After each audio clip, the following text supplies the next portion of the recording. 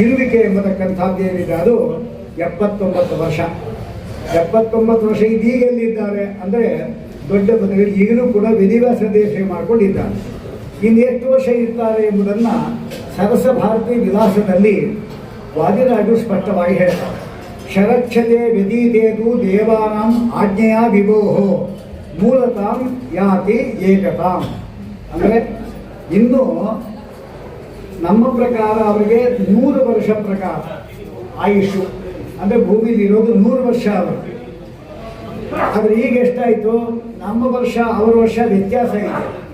ನಮ್ಮ ವರ್ಷ ಏನು, ನಮ್ಮದು 360 ದಿವಸ ಆದರೆ 1 ವರ್ಷ ಆಗುತ್ತೆ. ನಮ್ಮ 360 ವರ್ಷ ಆದರೆ ಅವರಿಗೆ 1 ವರ್ಷ ಆಗುತ್ತೆ. ಅಂಥದ್ದು 100 ವರ್ಷ ಲೆಕ್ಕ ತಗೋಬೇಕು ನಾವು. ಹಾಗಾದ್ರೆ ಈಗ ಎಷ್ಟಾಯಿತು, ಕೇವಲ 850 ವರ್ಷ, 55 ವರ್ಷ ಆಗಿದೆ. ವಸ್ತು 855 ವರ್ಷ ನಡೀತಾ ಇದೆ ಇದು. ಅಂದರೆ ಅರ್ಥ 36,000 ವರ್ಷ ಅವರಿಗೆ ಇರಬೇಕು. ನಮ್ಮ 360 ವರ್ಷ ಅವರಿಗೆ 1 ವರ್ಷ ಅಂತ ಹೇಳಿದ್ರೆ 100 ವರ್ಷ ಅಂದರೆ 36,000 ವರ್ಷ ಆಯಿತು. ಆದರೆ ಶರಚ್ಛತೆ ವ್ಯತೀತೇತು ಅಂದರೆ ದೇವತೆಗಳ 100 ವರ್ಷ ಮುಗಿದ ಮೇಲೆ ಅವರು ಮೂಲ ರೂಪಕ್ಕೆ ಹೋಗಿ ಸೇರೋದು. ಅಂದರೆ ಅಲ್ಲಿವರೆಗೂ ಕೂಡ ದೊಡ್ಡ ಬದಲಿಯಲ್ಲಿ ವಿಧಿವ್ಯಾಸ ದೇವರ ಸೇವೆಯನ್ನು ಮಾಡಿಕೊಂಡು ಅವರು ಈಗಲೂ ಇದ್ದಾರೆ. ಅಂದ ಮೇಲೆ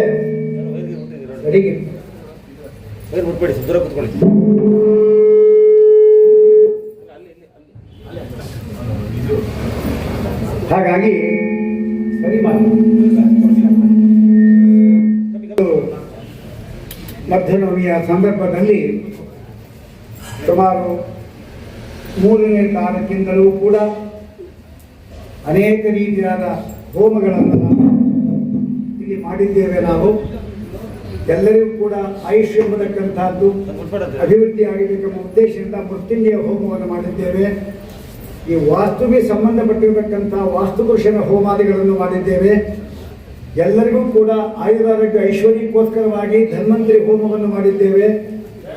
ಇದಲ್ಲದೆ ವಾಯುಸ್ತುತಿಯ ಒಂದು ಪುರಶ್ಚರಣ ರೂಪದಲ್ಲಿ ಅದು ತ್ರಿವಿಕ್ರಮ ಪಂಡಿತಾಚಾರ್ಯರು ಮಾಡಿರತಕ್ಕಂಥ ವಾಯುಸ್ತುತಿ ಪುರಶ್ಚರಣ ಕ್ರಮ ಏನಿದೆ ಅದನ್ನು ಇಲ್ಲಿ ನಾವು ಅವಲಂಬಿಸಿದ್ದೇವೆ.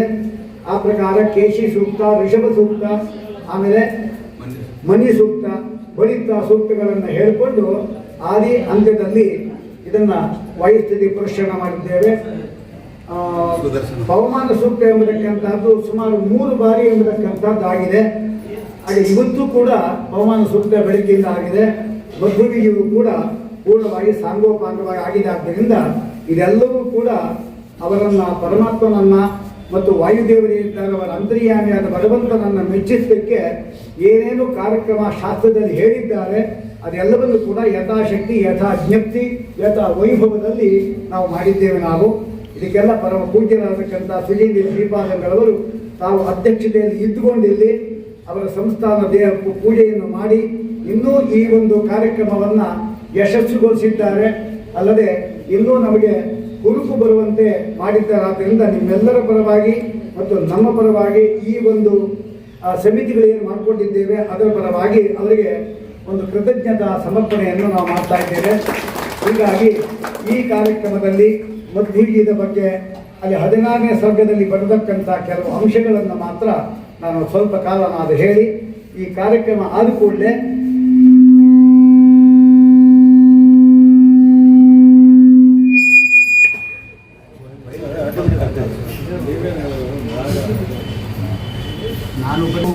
ಕಾರ್ಯಕ್ರಮದಲ್ಲಿ ಪರಮಾತ್ಮನ ವಿಶೇಷ ಅದಕ್ಕೋಸ್ಕರವಾಗಿ ನಾವು ಏನು ಕಲಶಗಳನ್ನು ಸ್ಥಾಪನೆ ಮಾಡಿದ್ವಿ ಅದರ ಪುಣ್ಯ ಜಲ ಎಂಬತಕ್ಕಂಥದ್ದು ನೀವು ಬಹುಶಃ ಆ ತ್ರಿವೇಣಿ ಸಂಗಮ ಮಾಡಿದರೂ ಕೂಡ ನಿಮಗೆ ಆ ಫಲ ಬರುತ್ತೋ ಇಲ್ಲ ಹೇಳಲಾರೆ.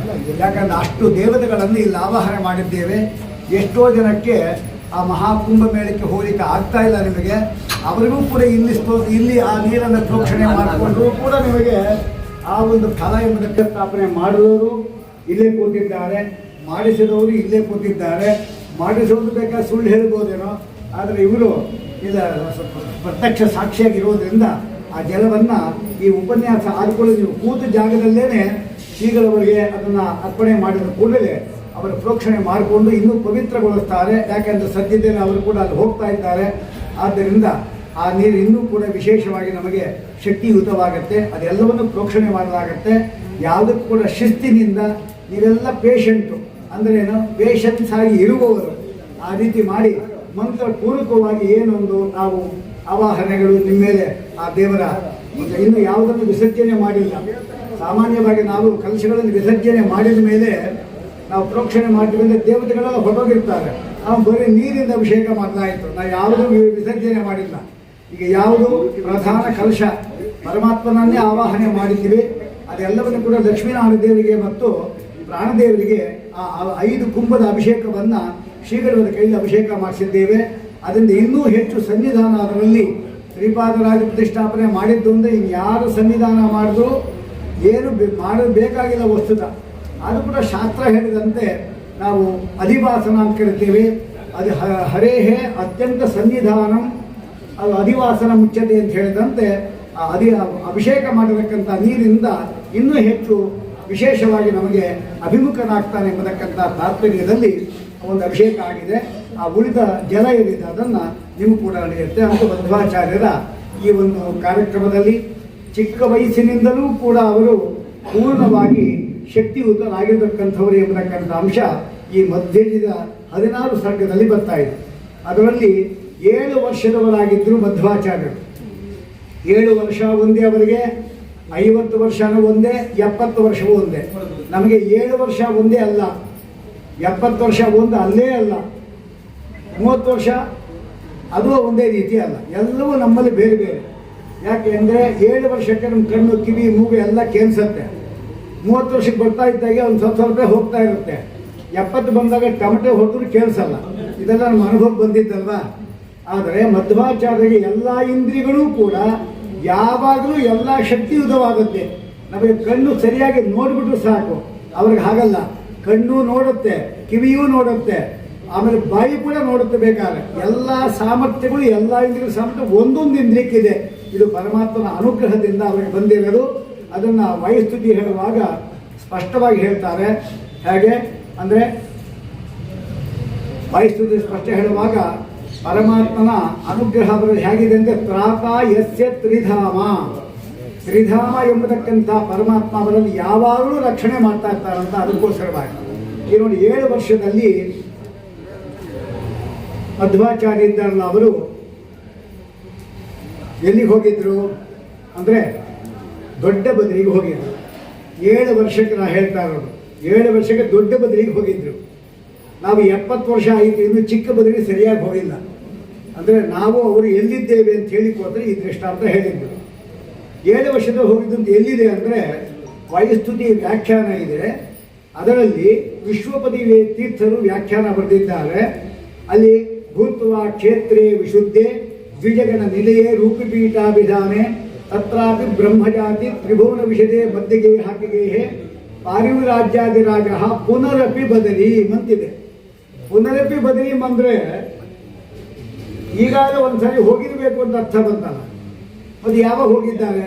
ಹೋಗಿದ್ದೆ 2 ಸಾರಿ ಮಧ್ಯದಲ್ಲಿ ದಾಖಲಾಗಿರೋರು. ಆದರೆ ಆದಿತ್ಯ ಪುರಾಣದಲ್ಲಿ ಬರುವ ಶ್ರೀನಿವಾಸ ಕಲ್ಯಾಣ ಏನಿದೆ ಅದರಲ್ಲಿ ಮಧ್ವಾಚಾರ್ಯರಿದ್ದಾರೆ. ಅವರು 7 ವರ್ಷದವರಾಗಿರುವಾಗಲೇ ವೇದಿವ್ಯಾಸ ದೇವರ ಹತ್ರ ಹೋಗಿ ಎಲ್ಲ ಪಾಠಗಳನ್ನು ಕಲ್ತ್ಕೊಂಡ್ಬಂದಿದ್ದಾರೆ ಅಂತಿದೆ. 7 ಸಂವತ್ಸರಾದ ಊರ್ಧ್ವಂ ಗತ್ವಾ ಬದರಿಕಾಶ್ರಮಂ ಪ್ರಪೇದೆ ಸರ್ವಶಾಸ್ತ್ರಾಣಿ ವ್ಯಾಸದೇವಸ್ಯ ಧೀಮತಃ ಅಂತ ಈಗಿನ ಪ್ರತಿಯಲ್ಲೂ ಸಿಗೋದು ದೊಡ್ಡ ಆಶ್ಚರ್ಯ ನಮಗೆ. ಅದು ಗಮನೀಯವಾದ ಸಂಗತಿ. 7 ವರ್ಷದವರಾಗ ವೇದಿವ್ಯಾಸ ದೇವರ ಹತ್ರ ಪಾಠ ಕಲ್ತ್ಕೊಂಡ್ಬಂದಿದ್ದಾರೆ. ಅದು ಒಂದು ಸಾರಿ ಆದಮೇಲೆ 2ನೇ ಸಾರಿ ಗೀತಾ ಭಾಷೆ ತೊಗೊಂಡು ಹೋಗಿದ್ದು, ಅದು ಪುನರಪಿ ಬದಲಿ ಅಂತ ಹೇಳಿದ್ದು. ಇನ್ನೊಂದು ಸಾರಿ ಹೋಗಿ ಬಂದು ಒಟ್ಟು 3 ಸಾರಿ ಆಯಿತು. ಅಲ್ಲಿ 7 ವರ್ಷದವರಾಗಿರೋರು ಬದಲಿಗೆ ಹೋಗಿ ಬಂದಿದ್ದಾರೆ ಅಂತ ಹೇಳಿದ ಮೇಲೆ ನಾವು 70 ವರ್ಷಕ್ಕೆ ಚಿಕ್ಕ ಬದಲಿಗೆ ಹೋಗೋದು ಆಶ್ಚರ್ಯ ಏನಲ್ಲ. ಅದಾದ ಮೇಲೆ 7 ವರ್ಷದವರಾಗಿರುವಾಗಲೇ ವಾಸುದೇವನಾಗಿರುವಾಗಲೇ ಈಗಲೂ ಕೂಡ ನೀವು ಪಾಲಿಕ ಕ್ಷೇತ್ರಕ್ಕೆ ಹೋದಾಗ ಅಲ್ಲಿ ದೊಡ್ಡ ದೊಡ್ಡ ಬಂಡೆಗಳು ಇದೆ. ಯಾವುದಕ್ಕೆ? ಹಾಲು ಮೊಸರು ಎಲ್ಲವನ್ನು ಕೂಡ ರಕ್ಷಣೆ ಮಾಡಲಿಕ್ಕೆ ಅದನ್ನು ಯಾವುದೋ ಕಲ್ಲುಗಳನ್ನು ಹಾಸಿರೋದಲ್ಲ. ಯಾಕೆ ಅಂದರೆ ವಾಸುದೇವನ ತಾಯಿ ಇದ್ಲಲ್ಲ ವೇದವತಿ, ಅವಳು ಹೇಳ್ತಾಳೆ ನೋಡಪ್ಪ, ನೀನು ಆಟ ಆಡ್ಲಿಕ್ಕೆ ಹೊರಟೋಗ್ತೀನಿ ನೀನು, ಆದರೆ ಆಟ ಆಡ್ಲಿಕ್ಕೆ ಹೋದಾಗ ಬೆಕ್ಕುಗಳು ನಾಯಿಗಳೆಲ್ಲ ಬಂದು ಹಾಲು ಮೊಸರುಗಳೆಲ್ಲ ಮುಟ್ಟತ್ತೆ. ಅಷ್ಟು ಮಾತ್ರವಲ್ಲ, ಕೆಲಸದ ಬಿದ್ದು ಹೋಗ್ಬೋದು. ಅದಕ್ಕೆ ಇಲ್ಲೇ ಕೋಲ್ ಹಿಡ್ಕೊಂಡು ಕೂತಿರೋ, ಆಟ ಆಡೋದು ಬಿಟ್ಟು ಅಂತ ಅವ್ರು ಹೇಳಿದರು. ವಾಯುದೇವರು ಅಂದರೆ ಗಾಳಿ, ಒಂದು ಕಡೆ ಕೂಡೋದು ಅಂತಿಲ್ಲ, ಸಂಚಾರವೇ ಅದಕ್ಕೆ ಹೆಸರು. ಅದಕ್ಕೆ ಹೆಸರೇ ಸದಾಗತಿ. ಯಾವಾಗಲೂ ಗಮನ ಅಂತ. ಅದು ಕೋಲ್ ಕೊಟ್ಟು ಕೂತ್ಕೊಳ್ತಾರ ಇಲ್ಲ. ಅದಕ್ಕೇನು ಮಾಡಿದ್ರು, ತಾಯಿ ಅಲ್ಲಿ ಹೋದ ಕೂಡಲೇ ಅದು ಮುಚ್ಚಬೇಕಲ್ಲ, ಅಂಥದ್ದು ಒಂದೊಂದು ಇಷ್ಟಿಷ್ಟಾಗಲ್ಲ ಕಲ್ಲುಗಳಿವೆ. ಅದು ಒಂದೇ ಕೈಯಿಂದ ತಂದು 3 ಹಾಲು ಮೊಸರು ತುಪ್ಪವನ್ನು ರಕ್ಷಣೆ ಮಾಡತಕ್ಕಂಥ ಪಾತ್ರೆಗಳಿಂದ ಹಳ್ಳಗಳಿದ್ದು ಅದನ್ನು ಮುಚ್ಚಿಬಿಟ್ರು ಅದನ್ನು. ಅದು 7ನೇ ವರ್ಷದಲ್ಲಿ ಈ ಕೆಲಸ ಮಾಡಿದ್ರು. ಅಂದರೆ ಬೆಟ್ಟವನ್ನು ಎತ್ತಿದ್ದೇನಿದೆ ಅದು 7 ವರ್ಷದಲ್ಲಿ. ಬೆಟ್ಟದಂತ ಬಂಡೆ ಈ ಸತಿ ಹೋದಾಗ ನೋಡ್ರಿ ಇಷ್ಟು ದಪ್ಪ ಇದೆ ಕೆಳಗಡೆ ಕಲ್ಲನ್ನು. ನಾವು 100 ಜನ ಎತ್ತಿದ್ರು ಕೂಡ ಎತ್ತಲಿಕ್ಕೆ ಆಗೋದಿಲ್ಲ. ಅಂಥದ್ದು 100 ಜನ ಶಕ್ತಿ ಒಬ್ಬರಿಗೆ ಇದೆ ಅಂತ ಹೇಳ್ಬೋದು ಬೇಕಾದ್ರೆ. ಅದು ನಮ್ಮ ಬುದ್ಧಿಗೋಸ್ಕರವಾಗಿ. ಅದಾದಮೇಲೆ ಭೀಮಸೇನರಾಗಿರುವಾಗ ಸುಮಾರು ಅವರಿಗೆ ವನವಾಸಕ್ಕೆ ಹೋದಾಗ ಅವರು 50ನೇ ವರ್ಷ, 71ನೇ ವರ್ಷದಲ್ಲಿ ಮಹಾಭಾರತ ಯುದ್ಧ ಆಗಿದ್ದು. ಇದು 50ನೇ ವರ್ಷ. ಅಲ್ಲಿ ಹೋದ ಕುಂತಿದೇವಿ ಬಂದಿದ್ದು ಜೊತೆಗೆ. ಆ ಸಂದರ್ಭದಲ್ಲಿ ಅವರಿಗೆ ಒಂದು ಇದನ್ನು ದಾಟಬೇಕಾಗಿತ್ತು. ಯಾವುದು, ಆ ಸರಸ್ವತಿ ನದಿ ಇದಲ್ಲ, ಅದು ಓಪನ್ ಆಗಿತ್ತು. ಅದು ದಾಟಬೇಕಾಗಿತ್ತು. ಸದ್ಯ ಆಗೋದೇ ಇಲ್ಲ. ಅದು ಕುಂತಿ ಹೇಳಿದ್ದು, ನಂಗೆ ಬರ್ಲಿಕ್ಕೆ ಆಗೋದಿಲ್ಲ, ನೀವೆಲ್ಲ ಹೋಗಿ ಬನ್ರಿ ಅಂತ ಹೇಳಿದ್ರು. ಅದಕ್ಕೆ ಯಾಕೆ ಯೋಚನೆ ಮಾಡ್ತೀನಿ ಅಂತ ಹೇಳ್ಬಿಟ್ಟು ಆ ಪರ್ವತ ಇತ್ತಲ್ಲ, ಅದನ್ನು ಕೈ ಹೀಗೆ ಬುಡಕ್ಕೆ ಹಾಕಿ ಆ ಕಿತ್ತಿರುವ ಕೈ ಬೆರಳುಗಳಿಗೆಲ್ಲ ಕಾಣಿಸುತ್ತೆ ನಮಗೆ. ಆ ಬೆಟ್ಟವನ್ನು ತೆಗೆದು ಅದಕ್ಕೆ ಅಡ್ಡ ಹಾಕಿದ್ರು. ಈಗಲೂ ಕೂಡ ಅದಕ್ಕೆ ಭೀಮಾ ಪೂಲ್ ಅಂತ ಅದಕ್ಕೆ ಹೆಸರು. ಅಂದ್ರೆ ಆ ಕಲ್ಲು, ಆ ಬಂಡೆ ನೋಡಿದ್ರು ಗೊತ್ತಾಗುತ್ತೆ ನಿಮಗೆ. ಆ ಗೋಡೆ ನೀವು ನೋಡಬೇಕು, ಆ ಗೋಡೆಯಲ್ಲಿ ಅವರ ಬೆರಳುಗಳು ಇದೆಯಲ್ಲ, ಅದು ನಮ್ಗೆ ಗೊತ್ತಾಗುತ್ತೆ. ಇದು 50ನೇ ವರ್ಷದಲ್ಲಿ ಆ ಪರ್ವತವನ್ನು ಎತ್ತಿ ಅಲ್ಲಿ ಇಟ್ಟಿದ್ದು. ಇದು 70ನೇ ವರ್ಷ ಇತ್ತು ಮಧ್ವಾಚಾರ್ಯಗೆ. ಅಂದರೆ ಏನು, 79 ಹೊರಟಿದ್ದು. ಆಗ ಕಲಶ ಎಂಬತಕ್ಕಂಥ ಒಂದು ಗ್ರಾಮಕ್ಕೆ ಬಂದರು. ಅಲ್ಲಿ ವಸ್ತುತ ಇರತಕ್ಕಂಥದ್ದು ಇಲ್ಲಿ ತುಂಗಾ ನದಿ ಅಂತ ಅವರು ಹೇಳಿದ್ದಾರೆ. ತುಂಗ ಅಲ್ಲ ಅದು, ವಸ್ತುತ ಭದ್ರಾ ನದಿ ಅದು. ಆ ಭದ್ರಾ ನದಿ ಹರಿಯುವಾಗ ಏನಾಗುತ್ತೆ ಅಂದರೆ, ನೀರು ವೇಗವಾಗಿ ಹರ್ಕೊಂಡು ಬರುತ್ತೆ, ಹರ್ಕೊಂಡು ಹೊಟ್ಟೋಗತ್ತೆ. ಆದರೆ ಆ ಊರಿನ ಪ್ರದೇಶಕ್ಕೆ ನೀರಿಗೆ ಸರಬರಾಜಿಗೆ ನಿಂತ್ಕೊಂಡ್ರೆ ಏನಾದರೂ ಮಾಡಬಹುದು, ನಿಲ್ಲೋದಿಲ್ಲ. ಅದು ಮಾಡಬೇಕು ಅಂತೇಳಿ ಹಿಂದಿನವರು 1000 ಜನ ಆ ದೊಡ್ಡ ಪರ್ವತವನ್ನು ಎತ್ಕೊಂಡು ಹೋಗಿ ಅಲ್ಲಿ ಇಡ್ಲಿಕ್ಕೆ ಆಗದೆ ದಾರಿ ಮಧ್ಯದಲ್ಲೇ ಇಟ್ಬಿಟ್ಟಿದ್ರು ಅದನ್ನು. ಮಧ್ವಾಚಾರ್ಯ ಆ ಪ್ರದೇಶದಲ್ಲಿ ಬಂದರು, ಜನೋಪಕಾರಕ್ಕಾಗಿ ಬಂದವರು. ಯಾಕೆ ಇದನ್ನು ಇಷ್ಟು ಉಪಕಾರವನ್ನು ಮಾಡಬೇಕಂತ ಈ ಪರ್ವತವನ್ನು ನೀರಲ್ಲಿ ಇಡೋದು ಬಿಟ್ಟು ದಂಡೆ ಮೇಲೆ ಇಟ್ಟಿದ್ದೀರಲ್ಲ ಅಂತ ಕೇಳಿದ್ರು. ಸ್ವಾಮಿ, ಇದನ್ನು ಎತ್ತಬೇಕಾಗಿದ್ದು ಭೀಮಾ ಬಂದರೂ ಆಗುತ್ತೋ ಇಲ್ಲೋ ಅಂದರು. ತಕ್ಷಣ ಒಂದೇ ಕೈಯಿಂದಲೇನೆ ಎತ್ಕೊಂಡು ಹೋಗಿ ಆ ಪ್ರದೇಶದಲ್ಲಿ ಇಟ್ಟರು. ಈಗಲೂ ಕೂಡ ಅಲ್ಲಿ ಬರೆದಿದ್ದಾರೆ, ಮಧ್ವಾಚಾರ್ಯ ಏಕೇನ ಹಸ್ತೇನ ಆನೀತ ಶಿಲಾ. ಈಗಲೂ ಕೂಡ ಇದೆ. ಆ ಕಲ್ಲು 2 ಪರ್ವತಗಳಲ್ಲಿ ನಿಲ್ಲಿಸಿದ್ದಕ್ಕಾಗಿ ವೇಗವಾಗಿ ಬರ್ತಕ್ಕಂಥ ಏನೊಂದು ನೀರಿನ ವೇಗ ಇದೆ, ಅದನ್ನು ಕುಂಠಿತಗೊಳಿಸಿ ನೀರು ಅಲ್ಲೇ ವಾಪಸ್ ಹಿಂದಕ್ಕೆ ಹೋಗುತ್ತೆ. ಇದರಿಂದ ಏನಾಯಿತು, ಅಲ್ಲಿರ್ತಕ್ಕಂಥ ಎಲ್ಲ ಒಂದು ಗದ್ದೆಗಳಿಗೆ ಮತ್ತು ಹೊಲಗಳಿಗೆ ನೀರಿನ ಸರಬರಾಜು ಆಗುವಂತೆ ಮಾಡಿದ್ದಾರೆ ಮಧ್ವಾಚಾರ್ಯರು. ಇದು 70 ವರ್ಷದಲ್ಲಿ. 7 ವರ್ಷದಲ್ಲಿ ಒಂದೇ ಶಕ್ತಿ, 50 ವರ್ಷದಲ್ಲಿ ಒಂದೇ ಶಕ್ತಿ, 70 ವರ್ಷದಲ್ಲಿ ಒಂದೇ ಶಕ್ತಿ. ಅಂದರೆ ಈಗಲೂ ಕೂಡ ಒಂದೇ ಶಕ್ತಿ. ಅಂದಮೇಲೆ ಅವರು ಶಕ್ತಿ ದೇವತೆ. ಅದಕ್ಕೆ ಅವರನ್ನು ವಾಯು ಅಂತ ಕರೀತಾರೆ. ಓಂ ಅಂದರೆ ಬಲ, ಅಯ ಅಂದರೆ ಜ್ಞಾನ. ಬಲ ಮತ್ತು ಜ್ಞಾನ ಯಾರಿಗೆ ಸ್ವಭಾವವೋ ಅವರು ವಾಯು, ಅಥವಾ ಹೂ ಅಂದರೆ ಮುಖ್ಯ ಅಂತ ಹೀಗೆ ಹೇಳ್ತಾರೆ. ಹೀಗೆ ಮಧ್ವಾಚಾರ್ಯರ ಒಂದು ಜೀವನದಲ್ಲಿ ನಾವು ನೋಡಬೇಕಾಗಿದ್ದು ಅಂದರೆ ಬಲದ್ದು. ಬರೀ ಬಲ ಮಾತ್ರವಲ್ಲ, ಎಷ್ಟೊಂದು ದೈಹಿಕ ಬಲ ಇರುತ್ತೆ, ಅದು ಪ್ರಯೋಜನ ಇರೋದು, ಅವರಿಗೂ ಉಪಯೋಗ ಇಲ್ಲ, ಅದು ಬೇರೆಯವ್ರಿಗೂ ಉಪಯೋಗ ಇಲ್ಲ ಅಂತ ಬಲ ಎಂಬುದು ವ್ಯರ್ಥ ಅಷ್ಟೆ. ಇವರಿಗೆ ಜ್ಞಾನಬಲ ಬೇರೆ ಒಂದು ಮಧ್ವಾಚಾರ್ಯರು. ಏನು ಜ್ಞಾನಬಲ? ಜ್ಞಾನ ಅಂದರೆ ಏನು ಅಂದರೆ ಅವರ ಜ್ಞಾನ ಎಂಥದ್ದು ಅಂತ ನಾವು ಅರ್ಥ ಮಾಡ್ಕೋಬೇಕಾಗಿದ್ದರೆ ಅದನ್ನು ನಾವು ಶಾಸ್ತ್ರಗಳಿಗೆ ನಾವು ನೋಡಬೇಕು ಪುನಃ. ಏನು ಜ್ಞಾನಬಲ ಅಂದರೆ ಅವರಿಗೆ ಗುರು ಅಂತ ಕರೀತಾರೆ. ಗುರು ಅಂತ ಹೇಳಬೇಕಾಗಿದ್ದರೆ ಅವರಿಗೆ ಸಂಶಯ ಇರಬಾರ್ದು, ಇನ್ನೊಬ್ಬರ ಸಂಶಯ ಪರಿಹಾರ ಮಾಡಬೇಕು. ಮಧ್ವಾಚಾರ್ಯರಿಗೆ ಯಾವುದೇ ರೀತಿಯಾದ ತತ್ವಜ್ಞಾನದಲ್ಲಿ ಸಂಶಯ ಇಲ್ಲ ಎಂಬ ವಿಚಾರವನ್ನು 8 ಸರ್ಗ ಮಧ್ವಿಜಯದಲ್ಲಿ ನಾವು ನೋಡಬಹುದು. ನಾವು ಒಟ್ಟು 16 ಸರ್ಗ, ಅದರಲ್ಲಿ ಮೊದಲು 8ರಲ್ಲಿ ಅವರಿಗೆ ಯಾವುದೇ ವಿಚಾರದಲ್ಲಿ ಸಂಶಯ ಇಲ್ಲ ಅಂತ ನಮಗೆ ಗೊತ್ತಾಗ್ತಾ ಇದೆ. ಅದರಲ್ಲಿ ನೇಯಂಪಲ್ಲಿ ಎಂಬತಕ್ಕಂಥ ಒಂದು ಜಾಗದಲ್ಲಿ ಈಗಲೂ ಕೂಡ ಉಡುಪಿಯಿಂದ ನಾವು ಕುಂದಾಪುರಕ್ಕೆ ಹೋಗುವಾಗ 9 ಕಿಲೋಮೀಟರ್ ಹೋದರೆ ಅಲ್ಲಿ ನೇಯಂಪಲ್ಲಿ ಅಂತ ಒಂದು ಪ್ರದೇಶ ಇದೆ. ಆ ಪ್ರದೇಶದಲ್ಲಿ ಒಬ್ಬ ಉಪನ್ಯಾಸವನ್ನು ಮಾತನಾಡಿಕೊಂಡಿದ್ದ. ಅವನ್ನೆಲ್ಲ ಶಿವ ಸರ್ವೋತ್ತಮತ್ವವನ್ನು ಹೇಳ್ತಕ್ಕಂಥದ್ದು. ಶಿವನ ಸರ್ವೋತ್ತಮ ಅಲ್ಲ ಅಂತ ನಾವು ಹೇಳೋದಿಲ್ಲ, ಇಂದ್ರಾದಿಗಳಿಗಿಂತ ಸರ್ವೋತ್ತಮ, ಅದೆಲ್ಲ ಸಾಪೇಕ್ಷ. ಆದರೆ ವಸ್ತುದ ವಿಚಾರ ಮಾಡಿದ್ರೆ ಅವರು ಮಾತ್ರವಲ್ಲ, ಎಲ್ಲರಿಗೂ ಕೂಡ ಉತ್ತಮರಾಗಿರ್ತಕ್ಕಂಥವರು ಪರಮಾತ್ಮ. ಅದನ್ನು ನಮ್ಮ ಶಾಸ್ತ್ರಗಳಲ್ಲಿ ವಿಶೇಷವಾಗಿ ನಾವು ಅದನ್ನು ನೋಡ್ತಾ ಇದ್ದೀವಿ ನಾವು. ಯಾಕೆಂದರೆ ವಿಷ್ಣುವಿನ ಶಕ್ತಿ ಯಾವ ಬ್ರಹ್ಮಾದಿ ದೇವತೆಗಳು ಕೂಡ ಪಡಲಿಕ್ಕೆ ಸಾಧ್ಯ ಇಲ್ಲ. ಯಾಕೆಂದರೆ ನ ವಿಷ್ಣೋ ಶಕ್ತಿ ಧಾರಣೆ, ಆ ಪರಮಾತ್ಮನ ಶಕ್ತಿಯನ್ನು ಧಾರಣೆ ಮಾಡಲಿಕ್ಕೆ ಎಲ್ಲ ದೇವತೆಗಳು ಸೇರಿದ್ರು ಕೂಡ ಆಗೋದಿಲ್ಲ ಅಂತ. ಇದೊಂದು ತತ್ವ, ಇದು ಮುಖ್ಯವಾದ ತತ್ವ ಇದು. ಯಾಕೆಂದರೆ ಪರಮಾತ್ಮನ ಒಂದು ಮಹಿಮೆ ಶಕ್ತಿ ಎಷ್ಟಿದೆ ಅಂದರೆ, ಅವನ ಶಕ್ತಿ ಏನಿದೆ ಅದನ್ನು ಮೊದಲು ಒಂದು ಅಂಶ ತಗೋಬೇಕು. ಅವನ ಶಕ್ತಿಯ ಒಂದು ಅಂಶ ತಗೊಂಡು ಅದನ್ನು ಕೋಟಿಶಃ ವಿಭಕ್ತಸ್ಯ, ಕೋಟಿ ವಿಭಾಗ ಮಾಡಬೇಕು ಒಂದು ಶಕ್ತಿಯನ್ನು. ಅದನ್ನು ವಿಭಾಗ ಮಾಡಲಿಕ್ಕೆ ಬರಲ್ಲ, ಮಾಡ್ಬೋದು ಅಂತ ತಿಳ್ಕೊಳ್ಳೋಣ. ಅದನ್ನು ಪುನಃ ಒಂದು ಅಂಶ ತಗೋಬೇಕು, ಅದನ್ನು ಪುನಃ ಕೋಟಿ ಮಾಡಬೇಕು. ಆ ಕೋಟಿನ ಒಂದು ಅಂಶ ತಗೋಬೇಕು, ಅದನ್ನು ಅನಂತ ವಿಭಾಗ ಮಾಡಬೇಕು. ಅನಂತ ಅಂದರೆ ಒಂದರ ಪಕ್ಕದಲ್ಲಿ 144 0. ಇದನ್ನು ಮನೆಗೆ ಹೋಗಿ ಓದ್ರಿ ಯಾವ ರೀತಿ ಓದ್ಬೋದು ಅಂತ. ಒಂದರ ಪಕ್ಕದಲ್ಲಿ 144 0 ಹಾಕಿದರೆ ಅದು ಅನಂತ, ಅನಂತ ಭಾಗ ಮಾಡಬೇಕು. ಅದನ್ನು ಒಂದು ಅಂಶ ತೆಗೆದುಕೊಂಡ್ರು ಕೂಡ ಶ್ರೀಶೇಷ ಬ್ರಹ್ಮಶಂಕರಾಹ ನ ಆಗೋದಿಲ್ಲ ಅಂತ ಹೇಳಿದ ಮೇಲೆ ಆ ಪರಮಾತ್ಮನ ಶಕ್ತಿ ಅಷ್ಟು ಅದ್ಭುತವಾಗದು. ಅಂತಹ ಶಕ್ತಿ ದೇವತೆಯಾದ ಪರಮಾತ್ಮನ ಸಾಕ್ಷಾತ್ ಪ್ರತಿಬಿಂಬ ಅಂದರೆ ವಾಯುದೇವರು. ಅಂದರೆ ಅವ್ರಿಗೆ ಶಕ್ತಿ ಇರಬೇಕು ಅಂತ ಅರ್ಥ ಮಾಡಬೇಕು. ಅದಕ್ಕೆ ಶಕ್ತಿ. ಮತ್ತು ಇನ್ನೊಂದೇನಪ್ಪ ಅಂದರೆ ಜ್ಞಾನದ ಮುಖ್ಯವಾದದ್ದು. ಪರಮಾತ್ಮನ ಜ್ಞಾನ ಏನು ಹೇಳೋದು ನಾವು? ಪರಮಾತ್ಮನ ಸೌಂದರ್ಯ ಏನು ಹೇಳೋದು?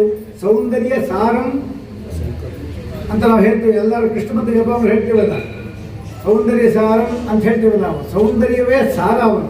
ಆ ರೀತಿ ಇದಕ್ಕಂಥವ್ರು ಮಧ್ವಾಚಾರ್ಯರು ಅವರೇನು ಸೌಂದರ್ಯದಲ್ಲಿ ಕಡಿಮೆ ಇಲ್ಲ. ಯಾಕೆಂದರೆ ಸುಂದರವಾದ ರೂಪ ಮಧ್ವಾಚಾರ್ಯರು. ಭೀಮಸೇನ ದೇವರು ನೋಡಲಿಕ್ಕೆ ಮಾತ್ರ ನಮಗೆ ಈ ನಾಟಕಗಳಲ್ಲಿ ವಿಕಾರ ಮಾಡಾಕ್ಬಿಡ್ತಾರೆ ಅವನ್ನ. ಆದರೆ ಭೀಮನಷ್ಟು ಸುಂದರ ಇನ್ನೊಬ್ಬರಿಲ್ಲ ಅಂತ ಮಹಾಭಾರತ ನಮ್ಗೆ ಗೊತ್ತಾಗುತ್ತೆ. ಯಾಕೆಂದರೆ ಹಿಡಿಂಬಿ ಇದ್ದಾಳಲ್ಲ ಅವಳು ಭೀಮಸೇನವನ್ನು ಕಾಮಿಸ್ತಾಳಂತೆ. ಹಿಡಿಂಬಿ ಕಾಮಯಾಮಾಸ ರೂಪೇಣ ಅಪ್ರತಿಮಂ ವರಂ ಎಂಬುದಾಗಿ ಮಹಾಭಾರತ ಹೇಳುತ್ತೆ. ರೂಪದಲ್ಲಿ ಅತ್ಯಂತ ಸುಂದರನಾದ ಭೀಮನನ್ನು ಕಾಮಿಸಿದಳು. ಆದರೆ ಭೀಮಸೇನ ಸುಂದರ ಅಂತಾಯಿತು. ಇನ್ನು ಹನುಮಂತ ನೋಡಲಿಕ್ಕೆ ಅವನು ಬಂದರು ಅಂದರೆ ಕೋತಿ. ಆದರೆ ಅವನಂತಹ ಸುಂದರ ಇನ್ನೊಬ್ಬರಿಲ್ಲ.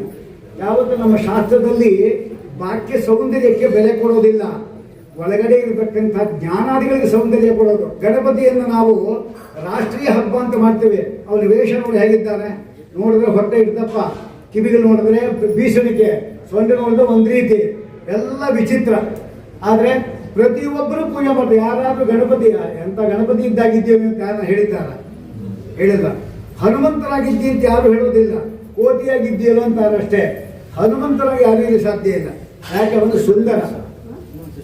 ವಾಲ್ಮೀಕಿ ರಾಮಾಯಣ ಹೇಳುವಾಗ ಸುಂದರೇ ಸುಂದರೋ ರಾಮ, ಸುಂದರೇ ಸುಂದರೀ ತಥಾ, ಸುಂದರ ಕವಿಮುಖ್ಯ ಸ್ಯಾತ್, ಸುಂದರೇ ಕಿಂ ನ ಸುಂದರಂ. ಅದಕ್ಕೆ ಸುಂದರಕಾಂಡ ಅಂತ ಹೆಸರಿಟ್ಟಿದ್ದದನ್ನು. ಸುಂದರ ಅಂದರೆ ಕವಿಗಳು, ಅವರಲ್ಲಿ ರಾರಾಜಿಸುವವನು ಯಾರೋ ಅವನು ಸುಂದರ, ಕವಿಗೆ ಶ್ರೇಷ್ಠ ಅಂತ. ಅದಕ್ಕೆ ಕವಿಮುಖ್ಯ ಸ್ಯಾತ್ ಅಂತ ಕರೀತಾರೆ. ಹನುಮಂತ ದೇವರು ಜ್ಞಾನ ಅಂದರೆ ಅಂತಹ ಜ್ಞಾನ.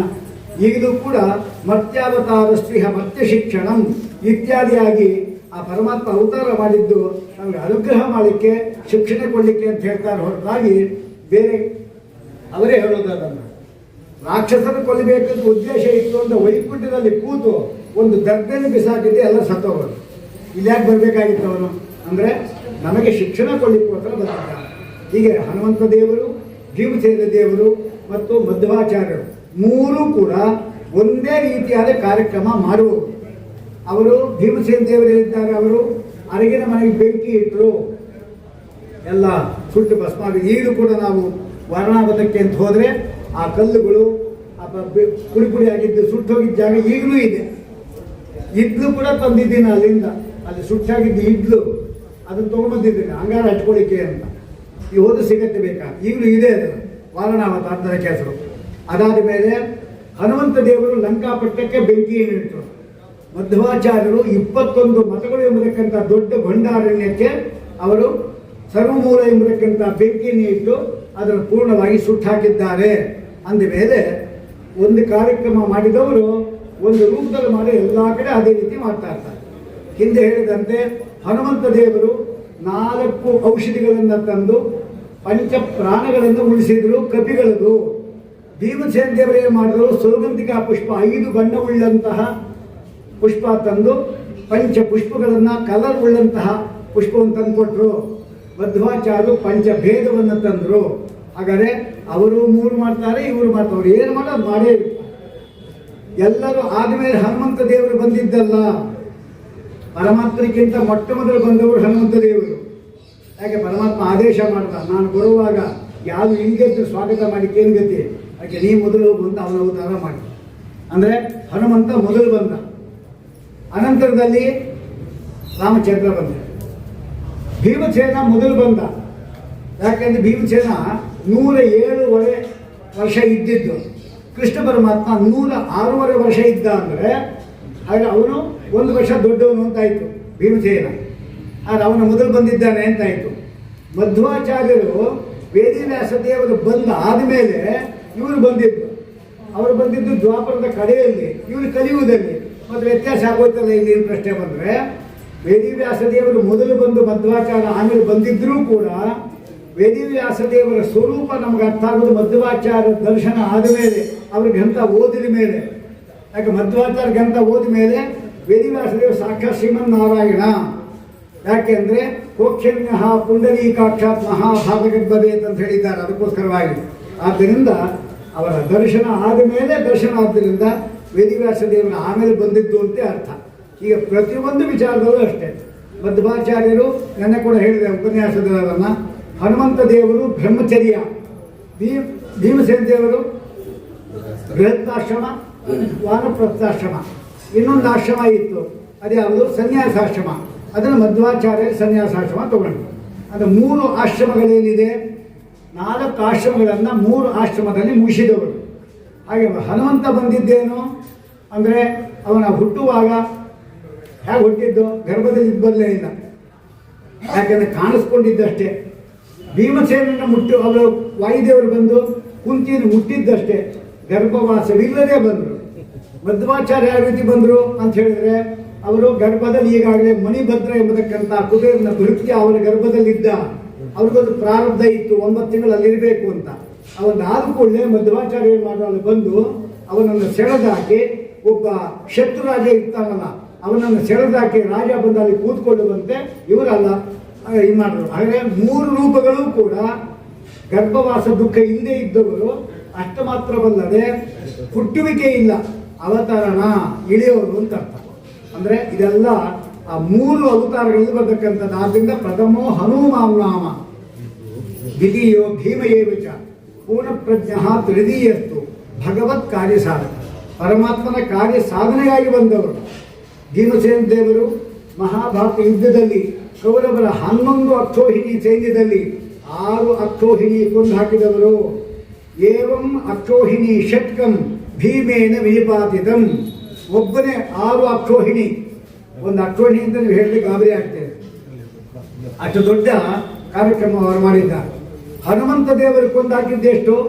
80 ಕೋಟಿ ಯೂಥಮಂ ತ್ವರಸ್ಥ ರಾಷ್ಟ್ರಕಾಯುತಂ. 88 ಕೋಟಿ ಸೇನಾ ನಾಯಕರು ಇರುವ ಸೈನ್ಯವನ್ನ ಕೇವಲ ತಲಪ್ರಹಾರ ಚೂಡಿತ ಕೈಯಿಂದ ಹೊಡೆದು ಅವರು ಕೊಂದು ಹಾಕಿದ್ದಾರೆ. ಗದೆ ಕೂಡ ತಗೊಂಡಿಲ್ಲ. ಶ್ರೀಪಾದರಾಜರು ಹೇಳಿಲ್ವಾ, ಹರಿಗಳ ಹರಿಗಳಿಂ ಕರಿಗಳ ಕರಿಗಳಿಂ ಅರೆವ ಬೀದನಿಗ ಸರಿ ಉಂಟೆ. ಹರಿ ಅಂದರೆ ಕುದುರೆಗಳು, ಕರಿ ಅಂದರೆ ಆನೆಗಳು. ಕರಿಯನ್ನು ತೆಗೆದುಕೊಳ್ಳೋದು, ಆನೆ ಎತ್ತೋದು. ಯಾವ ರೀತಿ ಮಗು ಒಂದು ಆನೆ ಒಂದು ಗೊಂಬೆ ಎತ್ತತ್ತಲ್ಲ ಹಾಗೆ ಎತ್ತಿ ಇನ್ನೊಂದು ಆನೆ ಮೇಲೆ ಬಿಸಾಕೋದು, 2 ಆನೆ ಸತ್ತೋಯ್ತು. ಕುದುರೆ ಎತ್ಕೊಳ್ಳೋದು, ಕುದುರೆ ಎತ್ತಿ ಇನ್ನೊಂದು ಕುದುರೆ ಮೇಲೆ ಹಾಕೋದು, ಆ ಕುದುರೆ ಸವಾರಿ ಇಬ್ಬರು ಸತ್ತರು. ಅವ್ರು ಈ ರೀತಿ ಕೊಂದು ಹಾಕಿದ್ರು. ಇಂಥದ್ದು ಅಷ್ಟು ಸೈನ್ಯಗಳನ್ನು ಕೊಂದು ಹಾಕಿದ್ದಾರೆ. ಮಧ್ವಾಚಾರ್ಯ ಮತ್ತು ಯಾವ ಸೈನ್ಯವನ್ನು ಕೊಂದು ಹಾಕಲಿಲ್ಲ. ಯಾಕೆಂದ್ರೆ ಕೊಂದಾಗ್ಲಿಕ್ಕೆ ಬಂದವರಲ್ಲ ಅವರು, ಯಾಕೆಂದ್ರೆ ಸನ್ಯಾಸಿಗಳಲ್ವ, ಯಾರನ್ನು ಹೊಡಿಬಾರ್ದು ಬಡಿಬಾರ್ದು, ಅದಕ್ಕೋಸ್ಕರ. ಆದರೆ ಜನ ಬಿಟ್ಟಿಲ್ಲ, ಅವ್ರ ಮೇಲೆ ಅವರೇ ಬಂದರು. ಕೃಷ್ಣ ಪರಮಾತ್ಮ ಯಾರ ಮೇಲೆ ಕೂಡ ಯುದ್ಧ ಹೂಡಿಲ್ಲ, ಆದರೆ ಯಾರಾದ್ರೂ ಯುದ್ಧಕ್ಕೆ ಬಂದರೆ ಬೀಳಿಲ್ಲ. ಮಧ್ವಾಚಾರ್ಯ ಉಪನ್ಯಾಸ ಮಾಡ್ತಾರೆ, ಗಂಡವಾಟ ಮತ್ತು ಪೂರ್ವವಾಟ ಅಂತಿಬ್ಬರು ಬರ್ತಾರೆ. ಅವರ ಶಕ್ತಿ ಸಾಮರ್ಥ್ಯ ಎಷ್ಟು ಅಂದರೆ, ಒಬ್ಬನು 70 ಅಡಿ ಎತ್ತರವುಳ್ಳಂತಹ ತೆಂಗಿನ ಗಿಡಕ್ಕೆ ತನ್ನ ಗದೆ ಇರುತ್ತಲ್ಲ ಅದರಿಂದ ಬುಡಕ್ಕೆ ಹೊಡೆದು ಕಾಯಿಗಳನ್ನು ಬೀಳಿಸೋದು. ನೀವು ಟ್ರೈ ಮಾಡಿ ನೋಡೋಣ, ಆಗತ್ತಾ? ನೀವೆಲ್ಲ 10 ಜನ ಸೇರಿ ಒಂದು ತೆಂಗಿನ ಬೇಕಾಷ್ಟಿದೆ, ಕಾಯಿ ಕಿತ್ತಕ್ಕೆ ಆಗ್ತಾ ಇಲ್ಲ ಮಠಕ್ಕೆ. ಎಲ್ಲರೂ 10 ಜನ ಹೋಗ್ಬಿಟ್ಟು ಒಟ್ಟಿಗೆ ಹೊಡೆ ನೋಡೋಣ, ಒಂದು ಕಾಯಿ ಒಣಗಿದ್ ಕೂಡ ಬಿಡೋದು. ಅಂಥದ್ದು ಅಂಥ ಶಕ್ತಿ. ಇನ್ನೊಬ್ಬ ವ್ಯಕ್ತಿ ಇದ್ದಾನೆ ಪೂರ್ವವಾದ, ಅವನ ಶಕ್ತಿ ಹೇಳ್ತಂದ್ರೆ 30 ಜನ ಎತ್ತಬಹುದಾದ ಏಣಿಯನ್ನ ಒಬ್ಬನೇ ಎತ್ಕೊಂಡು ಹೋಗ್ತಾನಂತೆ. ಇಂತಹ ಬಲವಿಭವ ಉಳ್ಳಂತಹ ವ್ಯಕ್ತಿಗಳು ಮಧ್ವಾಚಾರ್ಯ ಉಪನ್ಯಾಸ ಮಾಡುವಾಗ ಅವರ ಕಂಠವನ್ನು ಒತ್ತಿ ಉಪನ್ಯಾಸ ನಿಲ್ಲಿಸಬೇಕು ಅಂತ ಬಂದವರು. ಆದರೆ ಎಷ್ಟು ಒತ್ತಿದ್ರು ಅವರ ಕಂಠ ಏನಾಯಿತು, ಗಟ್ಟಿ ಆಯಿತು ಅಷ್ಟೇ ಹೊರತಾಗಿ ಮುರಿದು ಆಗಲಿಲ್ಲ. ಇದರಿಂದ ಅವರೇ ಸುತ್ತ ಕೆಳಗಡೆ ಬಿದ್ದಾಗ, ನಾನು ಈ ಕಾಲು ಬೆಟ್ಟಿಟ್ಟಿದೆ ನೋಡು ಹೆಬ್ಬೆರಳು, ನೀವಿಬ್ಬರು ಸೇರಿ ಹೆಬ್ಬೆರಳು ಎತ್ತಿ ಸಾಕು ಆಯ್ತು, ಅದು ನೋಡೋಣ ಅಂತ ನೋಡಿದ್ರು. ಸುಸ್ತಾಗಿ ಅವರೇ ಬಿದ್ದು ಬೆವರು ಬಂದು ಬಿತ್ತಂತೆ, ಶಿಷ್ಯನ ಕಳಿಸಿ ಗಾಳಿ ಬೀಸು ಪರವಾಗಿಲ್ಲ ಅವರಿಗೆ ಅಂತ. ಅಂದರೆ ಇಂತಹ ಸಾಮರ್ಥ್ಯ, ಶಕ್ತಿ, ಜ್ಞಾನ ಎರಡರಲ್ಲಿಯೂ ಕೂಡ ಒಂದು ಸಮಷ್ಟಿಯಾದ ವ್ಯಕ್ತಿ ಅಂದರೆ ಹನುಮ, ಭೀಮ, ಮಧ್ವ. ಅದು ಹನುಮಂತ ದೇವರು ಬಲ ಕಾರ್ಯ ಜ್ಞಾನ ಕಾರ್ಯ, ಭೀಮಸೇನ ದೇವರು ಬಲ ಕಾರ್ಯ ಜ್ಞಾನ ಕಾರ್ಯ, ಮಧ್ವಾಚಾರ್ಯರು ಜ್ಞಾನ ಕಾರ್ಯ ಬಲ ಕಾರ್ಯ. ಬಲ ಕಾರ್ಯ ಇಲ್ಲ, ಅದು ಅವರು ಬಂದು ಸೋತಿದ್ದಷ್ಟೇ. ಹೀಗಾಗಿ ಅದಕ್ಕೆ ಒಂದು ತೂ ಎಂಬತಕ್ಕಂಥದ್ದು ವಿಶೇಷ. ಆಮೇಲೆ ತೃತೀಯ ಯಾವುದು, ಭಗವತ್ ಕಾರ್ಯ ಸಾಧಕ ತೂ ಎಂಬತಕ್ಕಂಥದ್ದು ವಿಶೇಷ. ಇಂತಹ ಒಂದು ಪೂರ್ಣ ಪ್ರಜ್ಞಾ ತೃತೀಯಸ್ತು ತೂ ಇದಲ್ಲ, ಅದು ವಿಶೇಷ. ಏನು ವಿಶೇಷ? ಅವರಿಬ್ಬರು ಬಲ ಕಾರ್ಯ ಮೊದಲು, ಜ್ಞಾನ ಕಾರ್ಯ ಸ್ವಲ್ಪ. ಮಧ್ವಾಚಾರ್ಯ ಜ್ಞಾನ ಕಾರ್ಯ ಜಾಸ್ತಿ, ಬಲ ಕಾರ್ಯ ಸ್ವಲ್ಪ. ಅದು ಯಾರು ಹೊಡೆದಿಲ್ಲ ಇಂಥ. ಹೀಗೆ ತಮ್ಮ ಜೀವನದಲ್ಲಿ ಯಾವುದೇ ರೀತಿಯಾದಕ್ಕಂತಹ ಕಳಂಕವಿಲ್ಲದೆ, ಯಾರಿಗೂ ಬೇಜಾರು ಮಾಡದೆ, ಆಗಿನ ಕಾಲದಲ್ಲಿ ಯಾರ್ಯಾರು ಪಂಡಿತರು ಇದ್ರು ಅವರೆಲ್ಲರನ್ನೂ ಅವರು ಕರೆದು ಯುದ್ಧ ಮಾಡಲಿಕ್ಕೆ ಅಂತ ಬಂದಾಗ ಆ ಯುದ್ಧದಲ್ಲಿ ಅವರನ್ನು ಸೋಲಿಸಿ, ಮುಖ್ಯವಾಗಿ ಪದ್ಮನಾಭತಿ ಇರ್ತಾರೆ, 14 ಶಾಸ್ತ್ರಗಳನ್ನು ಕೂಡ ಪೂರ್ಣವಾಗಿ ಕರತಲ ಆಮಲಕ ಮಾಡಿಕೊಂಡವರು. ಅವರೇ ಒಂದು ಘೋಷಣೆ ಮಾಡಿದ್ರು, 14 ಶಾಸ್ತ್ರಗಳಲ್ಲಿ ಯಾರು ಬೇಕೋ ನಾವು ಹತ್ರ ವಾಕ್ಯಾರ್ಥ ಮಾಡ್ಬೋದು ಅಂತ. ಅವರು ಬಂದಾಗ ಇನ್ನು ಮಧ್ವಾಚಾರ್ಯ ಬಂದಿಲ್ಲ. 14 ಶಾಸ್ತ್ರಗಳೆಂಬ ಸಿಂಹಾಸನಗಳಿದ್ದು, ಮೊದಲಿಗೆ ಒಂದು ಸಿಂಹಾಸನ ಕೂತು ವೇದಾಂತದಲ್ಲಿ ಒಬ್ಬ ವೇದಾಂತಿ ಬಂದ, ವಾಕ್ಯಾರ್ಥ ಮಾಡಿದ, ಸೋತೋದ ಸಿಂಹಾಸನ ಅವರೇ ಹಾಕೊಂಡ್ರು. ತಾರ್ಕಿಕ ಬಂದ, ಮೀಮಾಂಸರು ಬಂದರು, ಸಾಂಖ್ಯರು ಬಂದರು, ತಾರ್ಕಿಕರು ಬಂದರು, ಎಲ್ಲರೂ ಬಂದರು. ಇವರು ಎಷ್ಟು ತಾರ್ಕಿಕ ಶಿಖಾಮಣಿ. 14 ಶಾಸ್ತ್ರ ಸೋತೋದ್ರು. ಅದನ್ನು ಸಿಂಹಾಸನ 14 ಸೀಟ್ ಮೇಲೆ ಕೂತಿದ್ರು, ಮೇಲೆ 14 ಸಿಂಹಾಸನ ಮೇಲೆ ಕೂತಿದ್ರು. ಮಧ್ವಾಚಾರ್ಯ ಬಂದರು, ಇವರು ಇದ್ದಾರೆ ಗೊತ್ತಾಯಿತು, ಇವರು ಉದ್ಧಾರ ಮಾಡಬೇಕು ಅಂತ ಅವರ ಅಭಿಪ್ರಾಯ. ಒಂದು ಏನು ಮೇಲೆ ಕೂತಿದ್ದೀರಿ ಅಂತ ಮಧ್ವಾಚಾರ್ಯ ಕೇಳಿದರು. ವಾಕ್ಯಾರ್ಥ ಮಾಡೋರೆಲ್ಲ ನನಗೆಲ್ಲ ಸ್ಥಿತಿಯಾಗಿ ನನ್ನ ಕಾಲ ಕಡೆ ಇದ್ದ ನೋಡಿ ಅವರು ಅಂತ ಅಂದರು. ಅವ್ರು ಏನು ವಾಕ್ಯಾರ್ಥ ಮಾಡ್ಬೋದು ಅಂದ, ನೀವು ಯಾವ್ದು ಬೇಕೋ ವಾಕ್ಯಾರ್ಥ ಮಾಡಿ ಅಂತ ಮಧ್ವಾಚಾರ್ಯಗೆ ಹೇಳಿದರು. ನೀವು ಮಾಡಿ ವಾಕ್ಯಾರ್ಥ ಆಯಿತು, ನೀವು ಮಾಡಿ ವಾಕ್ಯಾರ್ಥ ಅಂದರು. ಅವರೇ ಮಾಡಿದ್ರು, ವಾಕ್ಯ ಶುರು ಮಾಡಿದ್ರು. ಕೇವಲ 14 ನಿಮಿಷದಲ್ಲಿ 14 ಶಾಸ್ತ್ರಗಳು ಅವ್ರಿಗೆ ಏನು ಬರೋಲ್ಲ ಅಂತ ಮಾಡಾಕ್ತಾರೆ ಮಧ್ವಾಚಾರ್ಯ. 14 ಸಿಂಹಾಸನ ಮಧ್ವಾಚಾರ್ಯ ಬರ್ಕೊಂಡು. ಇವೇ ಮೊದಲಾದಕ್ಕಂಥ ಅವರ ಕೀರ್ತಿ ಪ್ರಪಂಚದಲ್ಲಿ ಹರಡಿದೆ. ಆದರೆ ಮಧ್ವಾಚಾರ್ಯರ ಶಾಸ್ತ್ರಗಳು ಶಂಕರಾಚಾರ್ಯರು, ರಾಮಾಚಾರ್ಯರು ಪ್ರಚಾರವಾದಂತೆ ಆಗಿಲ್ಲ. ಎಲ್ಲರಿಗೂ ನಮಗೇನಪ್ಪ, ನಮ್ಮಲ್ಲಿ ಮಾತ್ರ ಇರಲ್ಲ, ಬೇರೆ ಕಡೆ ಹೋಗಲೇ ಇಲ್ವಲ್ಲ ಅಂತ. ಯಾವತ್ತು ಪುರಿ ಇರುತ್ತಲ್ಲ, ಪುರಿ ಕಳ್ಳೆ ಪುರಿ, ಅದು ಎಲ್ಲ ಜಾತ್ರೆಯಲ್ಲೂ ಸಿಗತ್ತೆ. ಆದರೆ ಅಮೂಲ್ಯವಾದ ರತ್ನ ಮಾತ್ರ ಅವಿನಿ ರೋಡ್ನಲ್ಲಿ ಮಾತ್ರ ಸಿಗೋದು, ಎಲ್ಲ ಕಡೆ ಸಿಗೋದಿಲ್ಲ. ಅದಕ್ಕೋಸ್ಕರವಾಗಿ ಅಂತ ಅಮೂಲ್ಯವಾದ ರತ್ನಗಳು ಯಾವತ್ತೂ ಗುಟ್ಟಾಗಿರುತ್ತೆ. ಅದಕ್ಕಾಗಿ ಇದು ಪ್ರಚಾರ ಆಗಿಲ್ಲ. ಯೋಗ್ಯರು ಮಾತ್ರ ತಿಳಿಬೇಕಷ್ಟೇ. ಇಂತಹ ಮಧ್ವಾಚಾರ್ಯರ ಒಂದು ನವಮಿ ಪ್ರಯುಕ್ತವಾಗಿ ನಾವೆಲ್ಲ ಸೇರಿದ್ದೀವಿ. ಇದರಿಂದ ಇದಕ್ಕೆಲ್ಲ ಕಾರ್ಯಕ್ರಮಗಳಿಗೆ ಭಾಗಿಯಾದವರು ಅದನ್ನು ಹೇಳ್ತಾ ಇದ್ದರೆ ನಾಳೆ ಬೆಳೆಯುವುದಾಗುತ್ತೆ. ಅದಕ್ಕೆ ಒಂದು ಕಾರ್ಯಕ್ರಮ ಇಟ್ಕೊಂಡಿದ್ದಾರೆ. ಅದೆಲ್ಲ ಆ ಕಾರ್ಯಕ್ರಮ ನಡೆಯುತ್ತೆ. ಈ ಒಂದು ಕಾರ್ಯಕ್ರಮದಲ್ಲಿ ಪರಮ ಪೂಜ್ಯರಾದ ಸುಜೀವಿ ಶ್ರೀಪಾದಂಗಳವರು ನನ್ನನ್ನು ಭಾಗಿಯನ್ನಾಗಿ ಮಾಡಿ ಈ ಮಂತ್ರಗಳೆಲ್ಲ ನಾವು ಕಲಿತಿದ್ದನ್ನು ಉಪಯೋಗ ಆಗುವಂತೆ ಒಂದು ಅನುಗ್ರಹ ಮಾಡಿದ್ದಕ್ಕಾಗಿ ಅವರಿಗೆ ನಿಮ್ಮೆಲ್ಲರ ಪರವಾಗಿ ನನ್ನ ವೈಯಕ್ತಿಕವಾಗಿಯೂ ಕೂಡ ವಿಶೇಷವಾಗಿ ಅವರಿಗೆ ಸಾಷ್ಟಾಂಗ ಪ್ರಣಾಮವನ್ನು ಹೇಳಿ, ಅನಂತರ ಈ ಒಂದು ಕಾರ್ಯಕ್ರಮದಲ್ಲಿ ಪ್ರತಿಯೊಬ್ಬರೂ ಕೂಡ ಕಾಣದ ಕೈಗಳೇ ಜಾಸ್ತಿ ಇಲ್ಲಿ, ಕಾಣೋ ಕೈಗಳು ಜಾಸ್ತಿ ಇದೆ. ಊಟ ಮಾಡೋದು ತಿನ್ನೋದು ಇಂಥ ಕೈಗಳು ಜಾಸ್ತಿ ಇದೆ. ಇದೆಲ್ಲ ಕೆಲಸಕ್ಕೆ ಬರಲೇ ಇದ್ದಿದ್ದು, ಇಲ್ಲೇ ಊಟಕ್ಕೆ ಬರಲೇ ಇದ್ದು ನಾವು ಮಾಡೋದೇ ಇರುತ್ತೆ. ಅವರೂ ಬೇಕಾಗತ್ತೆ, ಅವರು ಬೇಕು. ಆದರೆ ಕಾಣದೇ ಇರತಕ್ಕಂಥ ಕೈಗಳು ಬೇಕಾದಷ್ಟಿದೆ. ಈ ಆಕಾರ ನಿಮಗೆಲ್ಲ ಗೊತ್ತಿದೆ. ಮೊದಲು ಈ ಮಠ ಯಾವ ರೀತಿ ಇತ್ತು, ಈಗ ಹೇಗಿದೆ ಎಂಬುದನ್ನು ನೀವು ನೋಡಬೇಕಾಗಿದ್ದರೆ ಇದಕ್ಕೆಲ್ಲ ತನು ಮನ ಧನ, ಮುಖ್ಯವಾಗಿ ಧನ ಇದ್ದು ಕೆಲಸ ಆಗುತ್ತಷ್ಟೇ. ಅದೆಲ್ಲ ಬೇಕಾದಷ್ಟು ಅವರು ತಮ್ಮ ಆಸ್ತಿಯನ್ನು ಕೂಡ ಧಿಕ್ಕಾರ ಮಾಡಿ ಆ ದುಡ್ಡನ್ನು ತಂದು ಇಲ್ಲಿ ಹಾಕಿ ಇಷ್ಟು ದೊಡ್ಡ ಕಾರ್ಯಕ್ರಮ ಮಾಡಿದ್ದಾರೆ ಅಂತ ಹೇಳಿದ ಮೇಲೆ ಅವರಿಗೆ ಯಾವತ್ತೂ ಹೇಳ್ತಾರೆ, ಒಂದು ದೇವಸ್ಥಾನದಲ್ಲಿ ಒಂದು ಗೋಪುರ ಕಟ್ಟಿಸ್ಬಿಟ್ಟ ಅಂತ ಹೇಳಿದರೆ ಆ ಗೋಪುರದ ಕೆಳಗಡೆ ಹೋದಾಗ ಏನು ಫಲ ಅದಕ್ಕೆ ಅಂದರೆ 1,000 ಗೋವಿಗಳನ್ನು ನಿಲ್ಲಿಸಬೇಕು. ಗೋಗಳನ್ನು ನಾವು ಅಲ್ಲಿ ನುಗ್ಗಿದ್ರೆ ಏನು ಫಲವೋ ಆ ಫಲ ಯಾರಿಗೆ, ಗೋಪುರ ಕೆಳಗಡೆ ಹೋದವರಿಗೆ. ಅವರ ಪುಣ್ಯ ಇತ್ತಲ್ಲ, ಆ ಪುಣ್ಯದಲ್ಲಿ 10% ಏನಿದೆ ಅದು ಆ ಗೋಪುರ ಕಟ್ಟಿಸಿದವ್ರಿಗೆ ಹೋಗುತ್ತಂತೆ. ಹಾಗೆ ನೀವೆಲ್ಲ ಕೂತಿದ್ರಿ, ಎಲ್ಲರೂ ಕೂತಿದ್ರಿ, ನಾವು ಹೋಮ ಎಲ್ಲ ಮಾಡಿದ್ವಲ್ಲ, ಈ ಪೇಮೆಂಟ್ ಹಾಕಿಸ್ಕೊಂಡಲ್ಲ ಇದನ್ನು, ಅವನೇನು ಬಂದೇ ಇಲ್ಲ ಇಲ್ಲಿಗೆ. ಅದು ಕೂಡ ನಾವು ಉಪನ್ಯಾಸ ಮಾಡಿದ್ದು, ಹೋಮ ಮಾಡಿದ್ದು, ಏನೇನು ಧರ್ಮ ಕಾರ್ಯ ಮಾಡಿದ್ದು ಎಲ್ಲವೂ ಕೂಡ ಒಂದೊಂದು ಪುಣ್ಯ ಅವನು ಎಲ್ಲೇ ಇರಲಿ ಅನ್ಬೇಕಾದ್ರೆ, ಯಾವ ಲೋಕದಲ್ಲೇ ಇರಲೇಬೇಕಾದ್ರೆ ಅವನು ಹೋಗ್ತಾ ಇರುತ್ತೆ. ಅಷ್ಟು ಮಾತ್ರವಲ್ಲ, ಅವನಿಗೆ ಅವನ ಮಕ್ಕಳಿಗೆ 7 ತಲೆ ಇದು ಕಾಪಾಡುತ್ತೆ. ಅಂದಮೇಲೆ ಇನ್ನು ಯಾರು ಇದೆಲ್ಲ ಇಷ್ಟು ಆಕಾರವನ್ನು ತಂದಿದ್ದಾರೆ ಅವರಿಗೆ ಇನ್ನು ಎಷ್ಟು ಜನ ಅವರಿಗೆ ಅನುಗ್ರಹ ಮಾಡಬೇಕು, ಅವರ ವಂಶ ಎಷ್ಟು ಉದ್ಧಾರ ಆಗಬೇಕು ಎಂಬುದನ್ನು ಈ ಒಂದು ದೃಷ್ಟಾಂತ ನಾವು ತಿಳ್ಕೋಬೋದು. ಇಂಥೆಲ್ಲ ಕಾರ್ಯಕ್ರಮಗಳಲ್ಲಿ ಕೂಡ ತಮ್ಮದೇ ಆದ ಒಂದು ದುಡ್ಡನ್ನು ಕೂಡ ಲೆಕ್ಕ ಮಾಡದೆ ಅದನ್ನು ಇಲ್ಲಿ ಹಾಕಿದ್ದಾರೆ ಅಂತ ಹೇಳಿದ್ರೆ ಅವರಿಗೆ ನಾವೆಲ್ಲರೂ ಕೂಡ ಇತೋಪಿ ಅತಿಶಯವಾಗಿ ಪರಮಾತ್ಮ ಮತ್ತು ವಾಯುದೇವರ ಅನುಗ್ರಹ ವಿಶೇಷವಾಗಿ ಇರಲಿ ಎಂಬುದಾಗಿ ನಾವು ಪ್ರಾರ್ಥನೆ ಮಾಡೋದು ಒಂದೇ ನಮ್ಮ ಕಾರ್ಯಕ್ರಮ. ಆ ರೀತಿ ಪರಮಾತ್ಮ ಅನುಗ್ರಹ ಮಾಡಿ ಅಂತ ಹೇಳಿ ಇದನ್ನು ಆ ಮುಖ್ಯ ಪ್ರಾಣದೇವರ ಅಂತರ್ಯಾಮಿಯಾದ ಲಕ್ಷ್ಮೀನಾರಾಯಣ ದೇವರ ಅಭಿನ್ನನಾದಕ್ಕಂಥ ಕುಲದೇವತೆ ಪರಮಾತ್ಮನಿಗೆ ನಾವು ಅರ್ಪಣೆ ಮಾಡ್ತಾ ಇದ್ದೀವಿ. ಕೃಷ್ಣಾರ್ಪಣವಸ್ತು.